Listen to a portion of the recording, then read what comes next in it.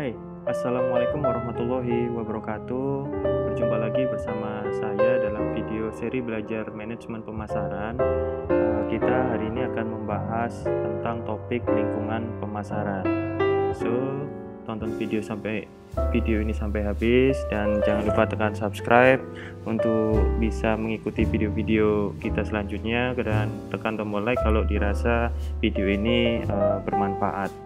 Nah, tujuan kita hari ini adalah untuk menjelaskan atau membahas definisi pemasaran dan proses pemasaran secara sederhana, sekaligus strategi pemasaran yang terintegrasi yang bisa memberikan nilai superior bagi perusahaan ataupun bagi pelanggan.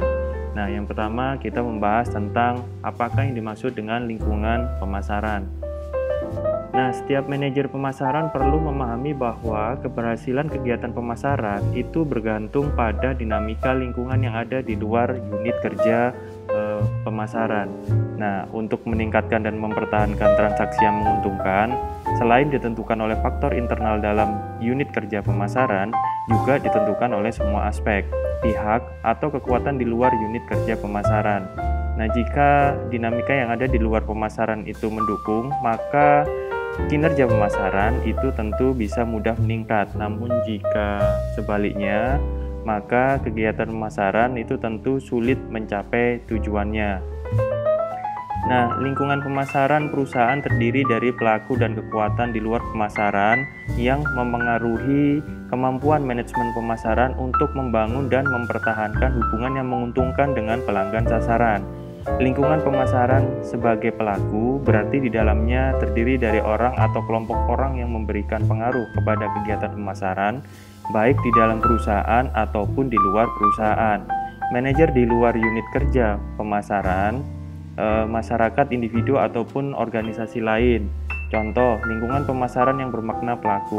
Sedangkan kekuatan berarti ada sesuatu yang memberikan pengaruh sekalipun tidak nampak, namun kita dapat mengidentifikasinya. Kekuatan alam, ekonomi, politik, dan sebagaimana adalah contohnya.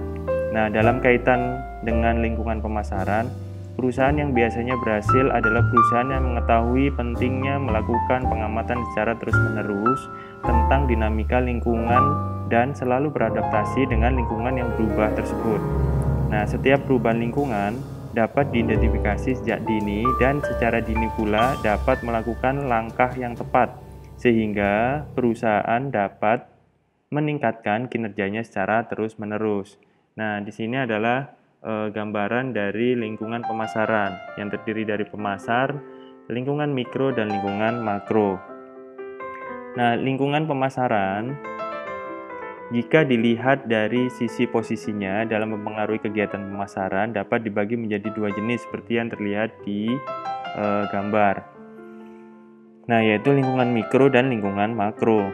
Lingkungan mikro posisinya dekat dengan unit kerja unit pemasaran.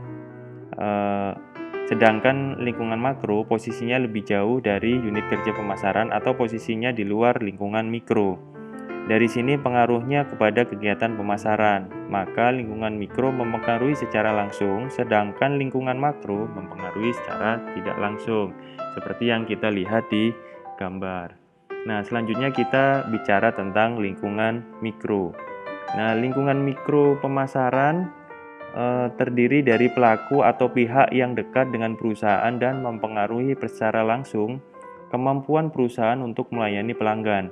Lingkungan mikro terdiri dari perusahaan, pemasok, perantara, pelanggan, pesaing, dan publik. Nah, sekarang kita membahas tentang lingkungan mikro yang pertama, yaitu perusahaan.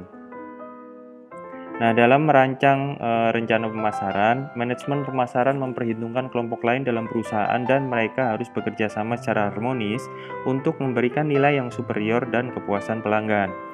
Lingkungan perusahaan terdiri dari bagian lain di luar unit kerja pemasaran, yaitu bagian keuangan, personalia, dan produksi.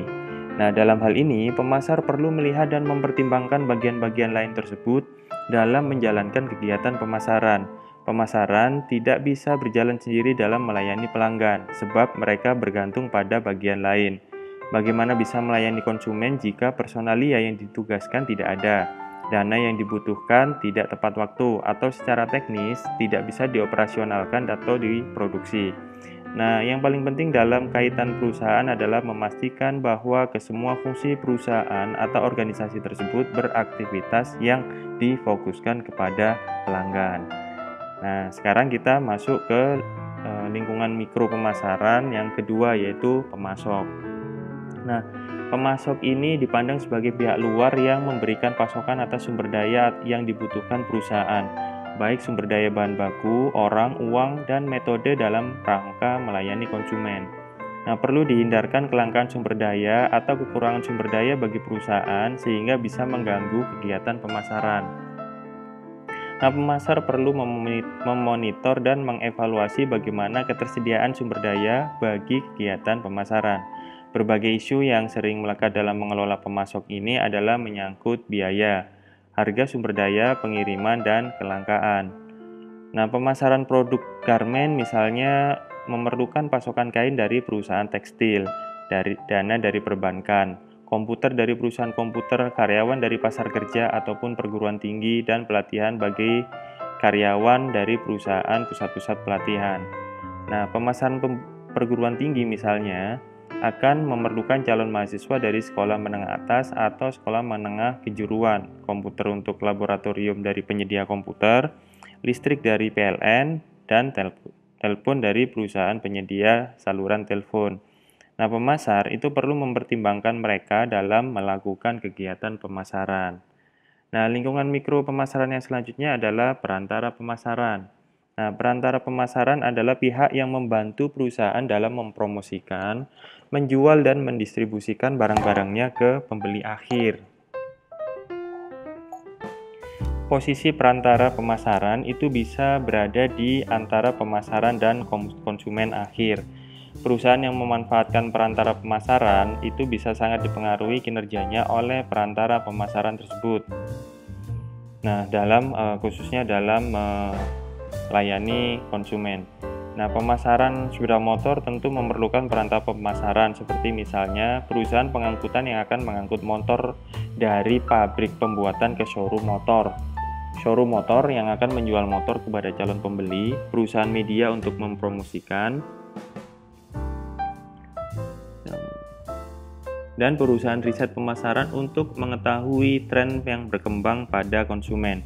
Nah, pemasaran motor ini juga memerlukan perantara keuangan, yaitu perbankan dalam hal pembiayaan dan jasa pembayaran. Nah, lingkungan mikro pemasaran yang selanjutnya adalah pelanggan. Pelanggan ini merupakan pembeli aktual dari produk yang ditawarkan oleh pemasar. Nah, merekalah yang mengkonsumsi produk dan pihak di mana seluruh kegiatan pemasaran ditujukan. Dinamika pelanggan tentu mempengaruhi secara langsung pada dinamika pemasaran. Nah, pelanggan yang turun minat belinya secara otomatis mempengaruhi turunnya penjualan. Dan sebaliknya, jika minat belinya meningkat, maka otomatis meningkat pula penjualan. Nah, mengelola pelanggan memerlukan pemahaman pada jenis dan karakteristik pelanggan. Pelanggan konsumen akhir yang biasanya adalah individu atau keluarga yang proses pembeliannya lebih sederhana dibanding dengan pelanggan perusahaan. Pelanggan pemerintah, baik pemerintah pusat ataupun daerah, tentu memerlukan pemahaman birokrasi yang lebih rumit dan kultur pembelian yang khas dibanding dengan perusahaan. Demikian juga jika pelanggannya adalah pihak asing atau dari negara lain, maka karakteristik mereka perlu dipahami oleh pemasar. Kegagalan memahami perilaku pelanggan itu bisa mempengaruhi pada penurunan penjualan. Nah, yang selanjutnya adalah pesaing. Nah, pesaing adalah perusahaan atau organisasi yang menawarkan produk yang serupa atau produk yang memiliki fungsi yang sama dan melayani konsumen yang sama. Pesaing itu juga dipandang sebagai pihak yang menawarkan produk kepada konsumen yang sama dengan pemasar. Hubungan produknya adalah serupa, melengkapi, atau menggantikan. Nah, oleh karena hal tersebut, maka pesaing memiliki derajat yang berbeda. Ada pesaing yang sangat dekat dan ada pula yang sangat jauh. Jauh dekatnya tergantung kepada karakteristik produk yang ditawarkan dan kedekatan dengan konsumen yang dimiliki. Bagi maskapai penerbangan misalnya Garuda, maka Lion Air, kemudian Sriwijaya Air, dan sebagainya adalah pesaing dekat yang menawarkan produk yang sama. Bagi perusahaan Garuda, kereta api juga menjadi pesaing yang derajatnya agak jauh, oleh karena jasa yang ditawarkan itu bisa bersifat menggantikan. Nah, memahami pesaing, baik pesaing jauh maupun pesaing dekat, itu penting untuk dilakukan oleh perusahaan. Ancaman persaingan tidak saja dari pesaing dekat, namun juga dari pesaing jauh yang kadang lebih berbahaya. Pertumbuhan teknologi komunikasi yang memungkinkan orang bisa berkomunikasi langsung sekalipun berjauhan, itu bisa menjadi pesaing yang berbahaya bagi perusahaan. Hal ini dikarenakan pertumbuhan teknologi tersebut bisa mengurangi permintaan, khususnya yang diberikan oleh perusahaan. Nah, perusahaan kamera dan telekomunikasi juga memiliki hubungan persaingan yang jauh pada awalnya, namun akhirnya menjadi pesaing yang dekat. Hal ini dikarenakan telepon seluler yang berkamera menjadi sesuatu yang bisa digabungkan dan meningkatkan nilai bagi pelanggan. Nah, lingkungan mikro pemasaran yang selanjutnya adalah publik. Nah, di luar pihak-pihak yang tadi, terdapat pihak-pihak yang memiliki kepentingan, baik kepentingan aktual ataupun potensial dengan perusahaan. Di antara mereka juga terdapat pihak yang dipengaruhi oleh aktivitas perusahaan dalam memasarkan produknya kepada pelanggan. Nah, mereka ini adalah masyarakat sekitar perusahaan, oleh karena secara fisik berdekatan. Masyarakat luas yang terdampak dari produk atau kebijakan perusahaan, media massa yang bekerja dan mencari dan mempublikasikan berita, atau investor atau perbankan yang berpotensi memberikan pendanaan kepada perusahaan, atau bahkan karyawan perusahaan sendiri juga akan menjadi publik dari perusahaan tersebut. Nah, kekuatan publik seringkali menjadi besar sekali mempengaruhi penjualan produk.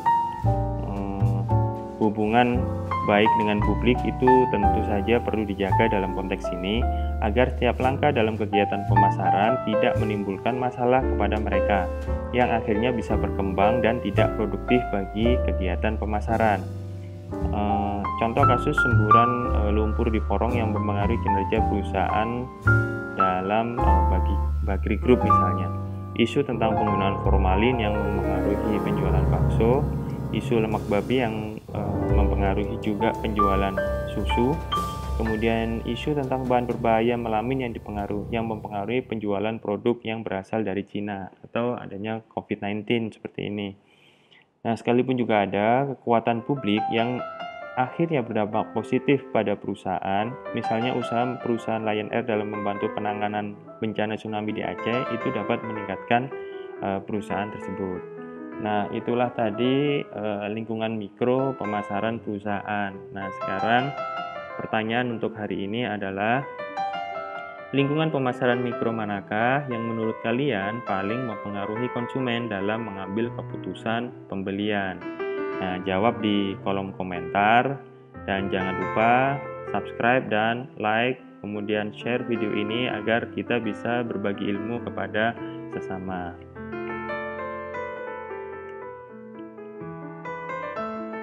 Oke, kita lanjutkan kembali. Jadi, setelah kita membahas tentang lingkungan mikro, maka sekarang kita membahas tentang lingkungan makro. Nah, lingkungan makro ini terdiri dari kekuatan sosial yang lebih besar yang mempengaruhi lingkungan mikro, dan selanjutnya tentu mempengaruhi kinerja pemasaran. Nah, lingkungan makro ini bersifat lebih luas dan sulit diidentifikasi siapa mereka. Pemasar itu hanya bisa melihat dampaknya pada kegiatan pemasaran. Nah, seperti yang dilihat di gambar, lingkungan makro itu terdiri dari kekuatan demografi, ekonomi, alam, teknologi, politik, dan sosial budaya. Nah, yang pertama kita membahas tentang lingkungan demografis. Nah, aspek demografis sering menjadi panduan dalam menentukan kegiatan pemasaran, oleh karena aspek ini menyangkut aspek kependudukan dan manusia. Nah, lingkungan demografis adalah kekuatan di luar perusahaan atau di luar pemasaran yang muncul dari dinamika karakteristik demografis masyarakat, yaitu menyangkut ukuran atau jumlah, kepadatan, kemudian lokasi, usia, jenis kelamin, ras, lapangan kerja, ataupun aspek statistik yang lain. Karakteristik ini tentu bisa menentukan dan mempengaruhi lingkungan mikro, dan selanjutnya mempengaruhi kinerja pemasaran. Misalnya jumlah penduduk di Jakarta dengan jumlah penduduk di Makassar itu tentu berbeda, di mana jumlah penduduk yang banyak bisa memiliki permintaan yang lebih besar juga. Kepadatan di Jakarta itu juga berarti kemudahan dalam menjangkau lebih banyak orang dalam luasan yang sama. Masyarakat yang jumlah usia lanjutnya lebih banyak agak sulit bagi perusahaan susu bayi untuk melakukan ekspansi. Nah, demikian juga masyarakat dengan sebagian besar misalnya non-muslim itu tentu sulit bagi perbankan syariah berkembang dibanding dengan masyarakat yang lain, walaupun tetap ada peluang bagi perbankan syariah untuk berkembang di sana. Nah, yang selanjutnya, pemasar juga perlu melihat aspek demografi dengan mencermati data statistik dalam tingkatan makro atau mengamati lingkungan sekitar. Di samping juga perlu waspada pada kecenderungan demografi masyarakat di masa yang akan datang. Nah, masyarakat yang sebagian besar usia remaja di mana kelahiran relatif kecil itu tentu bisa menimbulkan peluang dan ancaman dari pemasar. Bagi pemasar yang saat ini melayani pasar remaja, hal ini tentu menjadi ancaman, oleh karena permintaan akan menurun dalam 3 atau 5 tahun ke depan. Namun demikian hal tersebut itu bisa menjadi peluang bagi pemasar yang melayani pasar dewasa, karena permintaan akan naik yang disebabkan remaja dalam 3 atau 4 tahun lagi menjadi dewasa. Nah, kecenderungan semacam ini tentu lebih mudah diamati dan diantisipasi oleh pemasar, sehingga memudahkan mengelolanya. Nah, itulah penjelasan tentang lingkungan demografis. Nah, yang selanjutnya kita membahas tentang lingkungan ekonomi. Nah, lingkungan ekonomi adalah kekuatan di luar pemasaran yang mempengaruhi daya beli dan pola pembelian masyarakat. Daya beli ini menyangkut kemampuan masyarakat dalam membeli, yang hal ini tentu bergantung pada berapa jumlah pendapatan masyarakat ini tiap tahunnya. Nah, pola pembelian masyarakat tentu dapat tercermin itu dalam bagaimana mereka membelanjakan pendapatannya untuk makan, pakaian, pendidikan, transportasi, tabungan, ataupun sebagainya. Nah, pola pembelian selalu dipengaruhi oleh besarnya pendapatan masyarakat. Nah, masyarakat dengan pendapatan yang kecil itu biasanya membelanjakan sebagian besar uangnya untuk kebutuhan fisik terlebih dahulu. Kebutuhan tentang gengsi itu tentu bisa jadi tidak pernah dipikirkan. Sementara mereka yang berpendapatan tinggi, sebagian besar uangnya tentu bukan untuk makanan, namun untuk kebutuhan lain, misalnya perumahan, kendaraan, atau kebutuhan pada produk bergengsi. Nah, pemasar perlu mencermati kekuatan ekonomi agar mengetahui seberapa besar potensi penjualan ini bisa dicapai.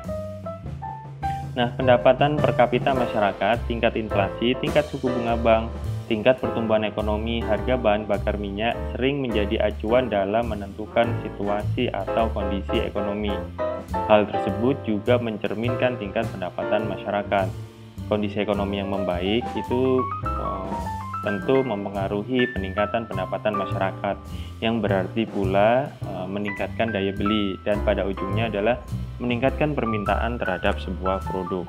Nah, pendapatan per kapita yang meningkat itu juga bisa mengarahkan pada produk apa yang akan dibutuhkan oleh masyarakat. Nah, tentu lingkungan ekonomi ini perlu dipertimbangkan oleh perusahaan secara matang agar bisa memetakan bagaimana pasar berkembang. Nah, setelah lingkungan ekonomi, selanjutnya kita membahas tentang lingkungan alam. Nah, lingkungan alam ini dipandang sebagai sebuah kekuatan atau serangkaian kekuatan di luar pemasaran yang menyediakan sumber daya yang berasal dari alam bagi kegiatan pemasaran.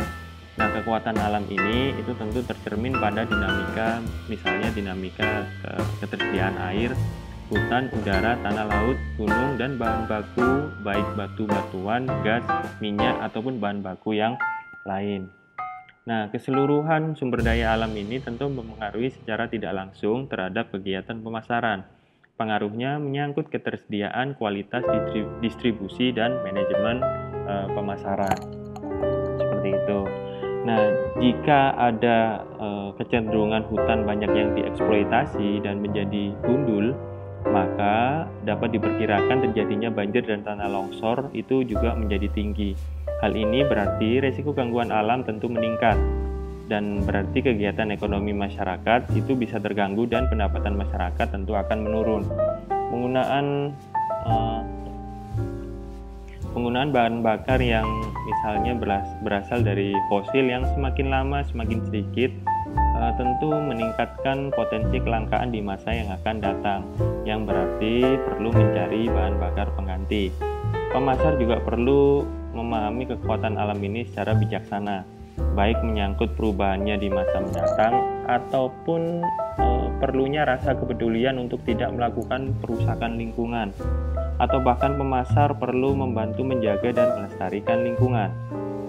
Perhatian terhadap permasalahan ini dalam 20 tahun terakhir itu menunjukkan kecenderungan meningkat, baik dalam bentuk aksi sosial maupun politik, ataupun berbagai persyaratan hukum dalam melakukan pemasaran produk. Adanya label-label tertentu yang dipersyaratkan dalam produk yang dipasarkan, seperti label yang menyangkut daur ulang adalah salah satu contohnya. Persyaratan pada keharusan perusahaan untuk mengelola limbah industri secara baik itu juga menjadi isu yang menyangkut masalah lingkungan alam. Oleh karena itu, perusahaan tidak boleh mengesampingkan faktor lingkungan makro, lingkungan alam ini, seperti itu. Nah, selanjutnya perusahaan juga perlu mempertimbangkan peranan lingkungan teknologi dalam mempengaruhi kegiatan pemasaran. Nah, lingkungan teknologi ini adalah kekuatan di luar pemasaran yang berupa kemampuan untuk menciptakan teknologi baru untuk keperluan hidup masyarakat. Nah, kemampuan ini tentu menghasilkan cara baru melakukan sesuatu yang lebih baik, mudah, aman, dan atau lebih murah dari sebelumnya. Nah, selanjutnya cara baru tersebut itu bisa menghasilkan produk baru dan peluang baru bagi pemasar yang sekaligus juga menjadi ancaman baru bagi pemasar yang lain. Produk baru dari teknologi baru akan menciptakan pasar baru dan mengurangi pasar lama produk teknologi yang digantikan. Kamera dengan menggunakan film digantikan dengan kamera yang berteknologi digital. Overhead projector yang digantikan dengan LCD projector. Mobil berbahan bakar premium digantikan dengan yang berbahan bakar gas. Dan matahari, mesin ketik manual itu digantikan dengan komputer. Nah, pemasar perlu mengamati dan mempelajari perkembangan teknologi, khususnya teknologi yang bisa mempengaruhi produk yang dipasarkan. Perkembangan teknologi bisa diamati dari berbagai publikasi ilmiah atau melalui pemberitaan di media, ataupun tren yang terjadi di masyarakat. Kemudian berbagai publikasi teknologi melalui seminar dari asosiasi disiplin ilmu, lembaga yang menerbitkan paten atau dari lembaga riset. Kemudian peningkatan biaya riset itu juga bisa menjadi indikator bagi kemungkinan munculnya teknologi baru. Mengabaikan aspek ini tentu bisa berdampak secara katastrofik pada produk yang dijual jika tergantikan teknologinya. Nah, selanjutnya perusahaan juga sangat perlu dan sangat harus memperhatikan lingkungan politik dalam mempengaruhi kegiatan pemasaran yang dilaksanakan. Nah, lingkungan politik adalah kekuatan di luar pemasaran yang terdiri dari perkembangan hukum dan perundang-undangan, dinamika pemerintah, kelompok penekan lainnya yang mempengaruhi atau membatasi perilaku dalam masyarakat tertentu. Nah, peraturan perundangan itu tentu mengatur perilaku dan membatasi masyarakat dalam melakukan kegiatan. Pengaturan tersebut ditujukan untuk menjamin kehidupan masyarakat secara keseluruhan. Dinamika pemerintah dalam menjalankan fungsi pelayanan masyarakat itu juga memberikan pengaruh kepada kegiatan pemasaran. Kelompok penekan seperti lembaga swadaya masyarakat atau kelompok-kelompok masyarakat lain itu tentu memberikan pengaruh terhadap kegiatan pemasaran. Pengaruh yang muncul itu bisa bersifat positif ataupun bisa bersifat negatif. Munculnya regulasi atas pengaturan wilayah bebas rokok itu tentu menimbulkan ancaman bagi perusahaan rokok. Kebijakan pemerintah menaikkan anggaran pendidikan dan memberikan peluang bagi pemasok lembaga pendidikan. Kebijakan menaikkan ataupun menurunkan harga bahan bakar minyak mempengaruhi kegiatan pemasaran industri transportasi. Nah, kelompok penekan seperti organisasi masyarakat itu tentu juga berpengaruh pada sektor industri tertentu. Nah, pemasar yang mencermati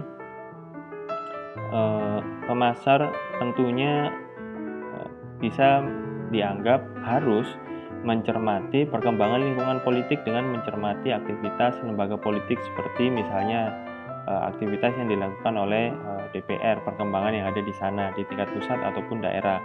Kemudian mempelajari program-program yang dicanangkan oleh pemerintah dan mempelajari dinamika kelompok penekan, baik menyangkut tujuannya ataupun kekuatannya. Memahami isu terkini yang relevan dengan kegiatan pemasaran produk, baik melalui pengamatan pada pemberitaan media massa, kemudian pendapat para ahli ataupun observasi lain itu dirasa penting untuk dilakukan. Nah, perkembangan politik yang menyangkut partai politik dan perebutan kekuasaan itu juga harus dicermati. Nah, pemilu ini juga tentu mempengaruhi aktivitas bisnis. Oleh karena di samping aktivitas tersebut bisa menguras perhatian pemerintah, politisi, dan partai politik.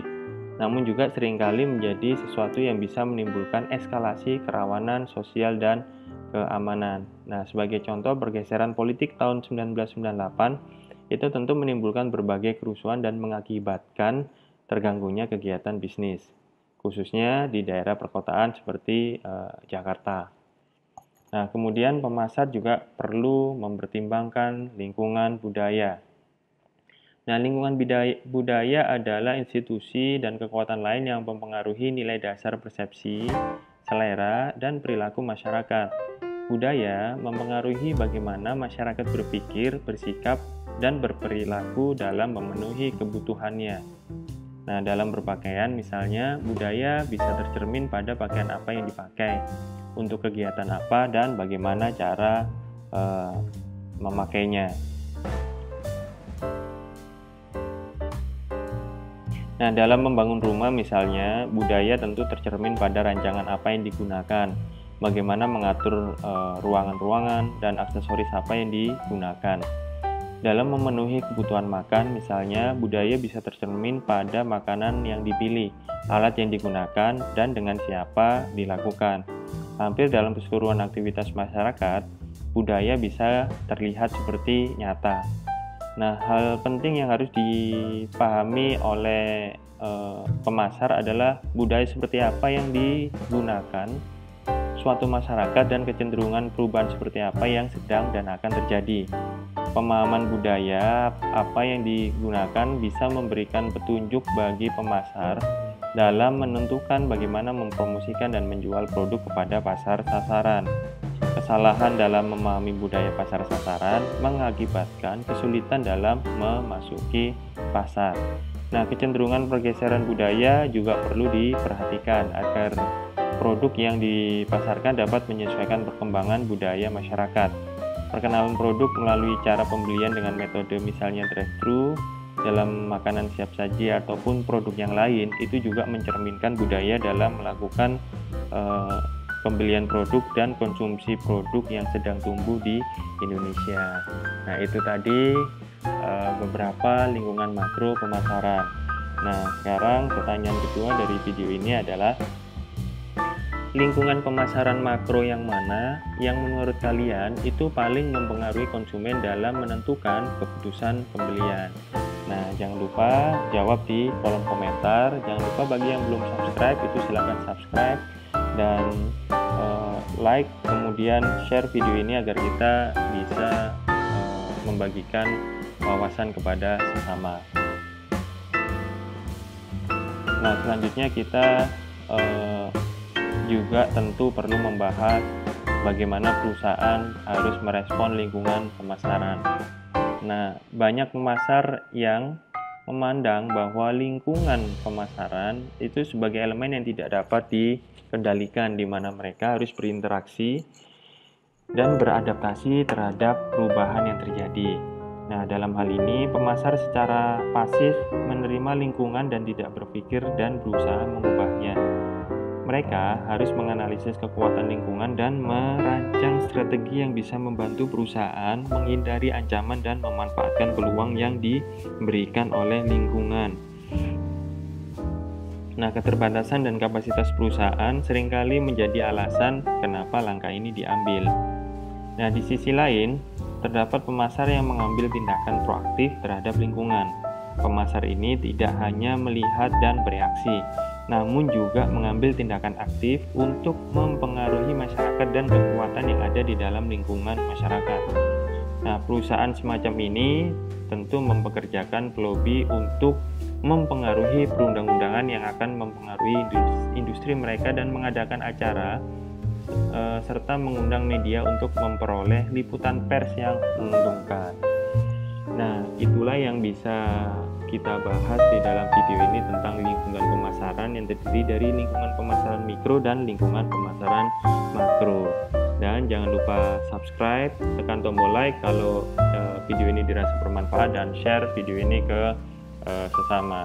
So, have a nice day dan happy working guys. Wassalamualaikum warahmatullahi wabarakatuh.